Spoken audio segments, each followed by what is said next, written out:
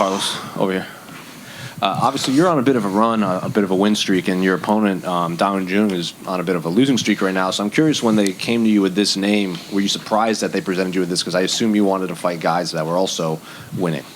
Yeah, for sure. I mean, Jung, although he's on a losing streak at the moment, I've always seen to look at him as a dangerous opponent coming up into the ranks. And I've been watching him for a time now. And even though he's had those 2 losses, I feel like he's still at his he's still learning and on the process. He's still young, and I feel that he's a complete martial artist. So I won't be looking past that, and I feel like it's going to be either a bloody war or an easy night in the office for me. So I'm prepared for anything with Jung. So prepared myself pretty well for this camp, and I think it's going to be a good show for us. When you say you've been watching him, was that because you thought maybe down the road you guys would be matched up, or did you watch maybe because you guys have similar opponents? Did you watch maybe tape on an opponent that happened to be him? Why specifically were you watching him? Yeah, he fought Kennedy in Citrical and beat him pretty easily, and he had a good game plan against Kennedy, so I felt that he was definitely someone that I'd run into eventually. So I continued to watch him and his uprise. So and now here we are, man. I think it was just a matter of time. So yeah.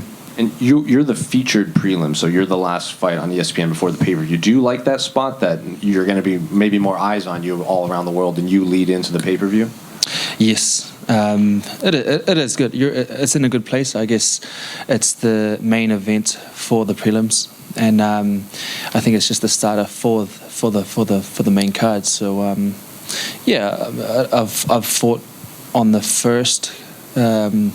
I've been the first fighter of the first card, I think in New York it was. So I've been there before, and I feel like it's very soon we're going to be climbing the ranks and jumping into that top 15 soon. So. And when Israel was coming up, he wouldn't look too far ahead, but he would always have names when he got to a certain point. Like, when I beat Marvin Vittori, I'm going to call out this guy, and then when I beat this guy, I'm going to call out this guy. Are you in the same mindset, or do you just wait for the UFC to come to you with names? Yeah, I mean, I've like I said, I've done my study on the division, and I think that's the way to go about it. But you just have to keep an eye on your division and watch all the fights and make sure that you keep on top of it. Who's going where and who's winning and who's losing and who's got the momentum. So I feel like I'm in the right place at the right time, and I think that I finish this fight and I get this fight out the way. We're going places. So yeah. Final one for me. What was it like peaking with all your teammates at CKB before this fight? I think it's 6 fighters on this card, which I don't. No one's confirmed it yet, but we all assume that's a record for most fighters. I feel like it is. Yeah, I think it is actually. From what I know as well. Yeah, I feel like we're all hot at the moment. We're beaming, like you said, and we're on fire. Today, just watching a lot of the boys train, and everyone seems to be on point, focused, and ready for this weekend. So we feel like we're at home. Australia's home for us, closer to home. We've got a lot of family and friends here who have travelled from overseas, and we've got family here as well. So this is home for us, and it's time for us to shine in front of our family and friends. This is our backyard, so we're here to defend it. Thank you. Kia ora, Carlos. Kia ora, brother. First, I want to ask about the hair. Who inspired that, Charlie Olives or Dan Hooker? Dan Hooker for sure. But I told Dan as he dyed his hair before his fight, I said that I was going to dye it. I didn't do it, but it's just because I couldn't get around to doing it. But it was definitely Dan. I told him that I'd get it done anyway. Do you think it's going to be pink by the end of the fight? It'll be pink, but hopefully not. I just want to get the fight over and done with really quickly in the fashion that I do it. We'll see. Maybe I'll chop it all off before the fight. I could be wrong about this fact, but I think there's 4 active Samoan fighters on the roster, and all 4 of you are on this card. Yep. What does it mean to you to be representing your Samoan heritage, and what it could mean to all the Samoan kids around the rest of the world are like, oh, there's someone like me doing this, I can be like that? Yeah, it's massive. I mean, we've got, the four of us that are on the card, Samoans, representing our culture, and it means a lot. We've had many other Samoans come out through the combat sport and represent, and now we are on the UFC stage representing Samoa. So, yeah, I think what I see is a flood of Samoan flags come Sunday afternoon. So, yeah, man, it's going to be a good time for us to represent our culture. Thank you. You're welcome. Carlos, Alex from the stands here. You know, your opponent, whilst coming off 2 losses, he has, a lot of finishes and usually comes out quite hard in his fights. Are you expecting him to come at you kind of hard and early, because you are such a name here in Australia? Are you expecting that sort of fast start from him? Yeah, I've anticipated anything, and I've prepared myself for anything. He is, like I said, he is a all-rounded fighter. He's complete, and I think with the 2 losses that he's got, he may have some urge to want to get the win in some fashion as well. And for him to get that win over someone like myself would be really good for him. But again, I've prepared for everything and anything.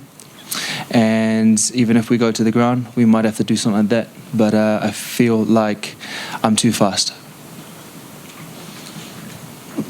Carlos, there's a light heavyweight title fight being rumoured for later this year with Alex Pereira and Yuri Prochazka. I just want to get your take on who you think wins that fight. That's a big one. I've always looked at Yuri as a strong opponent for the future for myself, and he's growing massively. He's got a very good,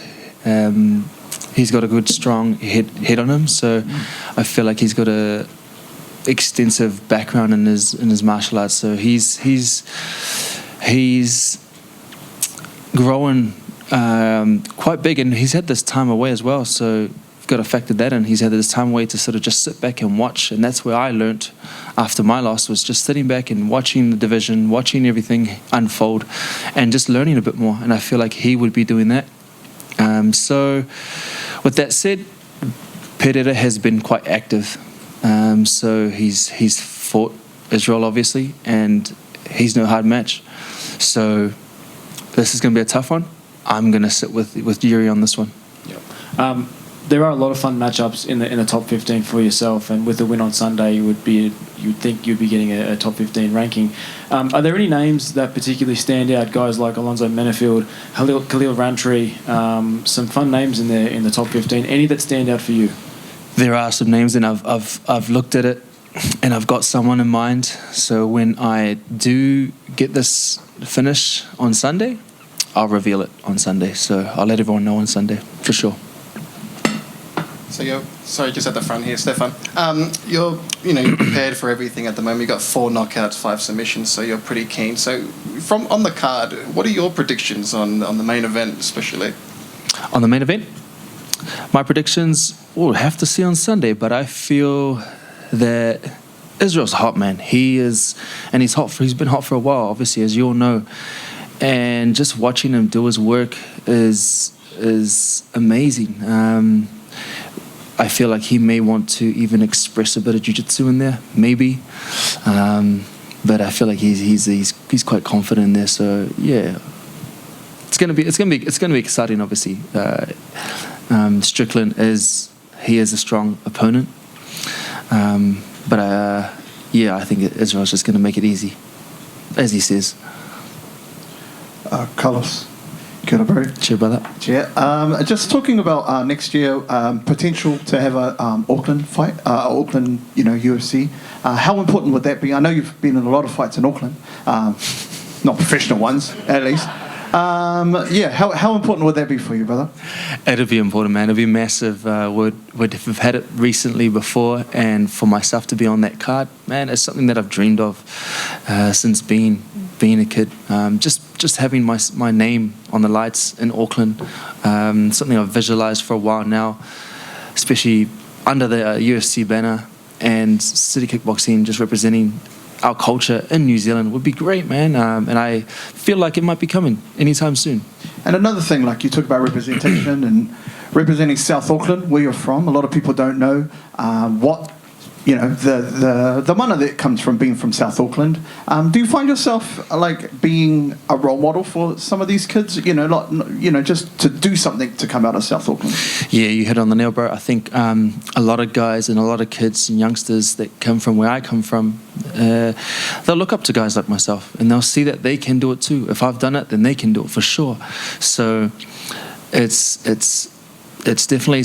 I've watched people come up, and you know, as a youngster, and seen how successful they could be, and I feel that I want to be the same for them as well, for the youngsters coming up. So being a role model and doing the things that I'm doing now is definitely something that I'm proud of. I'm proud of doing. And last question for you, you know, as a youngster, apart from Sonny Bill, who, you know, you copy your body style from, I just put it out there. But who were the ones that you looked up to, you know, as a kid? It was, yeah, it's, like you said, bro, like Sonny Bill was definitely one of them. He was, obviously, because I was playing rugby back in my days, and everybody wanted to be that guy, you know. Every teenager and boy wanted to be Sonny Bill because he had the looks, he had the haircut, he had the Sonny Bill haircut. So we had role models like that who represented our culture, represented New Zealand, represented us. So that gave me the hope to be able to do this now. And the vision, and just to see it for myself, and just make it to unfold it now is a dream, man. It's a dream come true. You're welcome, bro.